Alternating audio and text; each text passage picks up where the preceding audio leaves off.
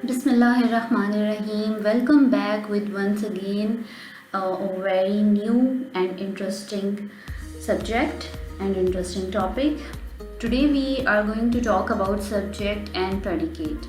ठीक है, इससे पहले मैं बात कर चुकी हूँ नाउन की, प्रोनाउन की, तो ये हम इसी तरह अब हम बात करेंगे सब्जेक्ट और प्रेडिकेट की। ये बेसिक डेफिनेशंस जो हैं मैं आपको इंग्लिश की बता रही हूँ, क्योंकि यही डेफिनेशंस और यही चीज़ें आगे जाके हर जगह पर इस्तेमाल होंगी। So you must have the concept of the all these definitions. ठीक है, तो सबसे पहले हम बात करते हैं सेंटेंस पार्ट्स की। A complete sentence has two parts. ठीक है, कोई भी सेंटेंस है उसके टू पार्ट्स होते हैं। पहला पार्ट जो होता है वो सब्जेक्ट होता है और दूसरा पार्ट जो होता है वो प्रेडिकेट होता है।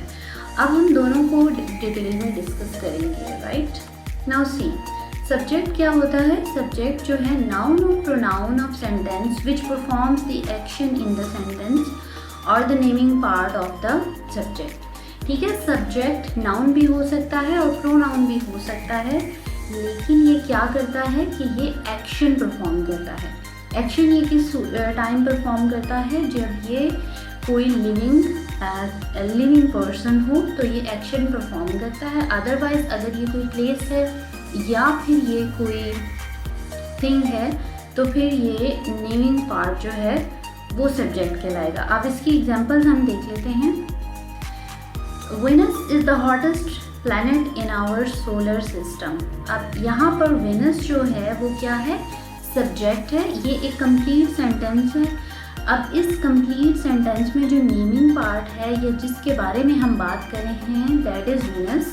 ठीक है, तो ये वेनस क्या हो जाएगा? ये है subject and the remaining part is predicate. Okay, इसी तरह that boy puts a lot of garlic in his food. अब दैट बॉय जो है वो सब्जेक्ट है because he is performing an action. वो एक एक्शन परफॉर्म कर रहा है, तो दैट बॉय जो है वो सब्जेक्ट हो जाएगा और बाकी जो है वो पोर्शन वो कहलाएगा प्रेडिकेट। ओके, प्रेडिकेट जैसे कि मैं पहले डिस्कस किया कि other complete part of the sentence after subject is predicate. Very simple, sentence में सब्जेक्ट के बाद जो कुछ भी होगा वो प्रेडिकेट कहलाएगा। ओके, अब हम बात करते हैं ही वॉज कुकिंग डिनर। ठीक है, इसमें ही जो है वो सब्जेक्ट है, वॉज कुकिंग डिनर प्रेडिकेट है। My aunt move from here. My aunt जो है वो सब्जेक्ट है। मूव जो है मूव फ्रॉम हेयर, सॉरी यहाँ पर मूव फ्रॉम हेयर कंप्लीट आएगा, ये प्रेडिकेट है। Okay, this house has a new roof. So this house जो है वो सब्जेक्ट है and has a new roof जो है वो प्रेडिकेट है। ओके, तो ये बात आप अब जहन में रखें कि the one who is performing the action is the subject and after the subject complete part of the sentence is predicate. Okay जी, so I would like to add some more stuff in it. कुछ और बताना चाहूँगी आपको subject के बारे में। तो सब्जेक्ट जो है वो यूजुअली एक्सप्लेन करता है हु और what the sentence is about, यानी कि सब्जेक्ट बताता है कि सेंटेंस किस चीज़ के बारे में है या किस पर्सन के बारे में है। ठीक है, अब यहाँ पर मैंने आपके लिए कुछ एग्जांपल्स रखी हैं। For example, he is sad. अब ये एक पूरा सेंटेंस है, लेकिन ये सेंटेंस किसके बारे में है? इट इज़ अबाउट ही, तो ही सब्जेक्ट हो जाएगा और इज़ सैड जो है वो प्रेडिकेट हो जाएगा।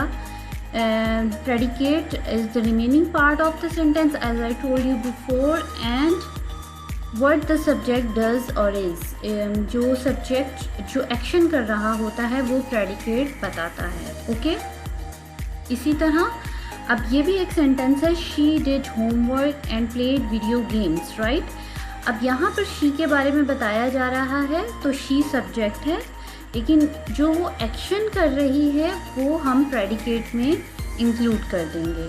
तो predicate usually it consist of verb as well. Right, and third example is this pen is very expensive. अब यहाँ पर पेन के बारे में बात हो रही है, तो this pen will be subject and is very expensive will be your predicate. Right, so this was all about subject and predicate. I hope it's clear. And if you have any questions, please do let me know in comment box. I would happily answer your all questions. Thank you and Allah Hafiz.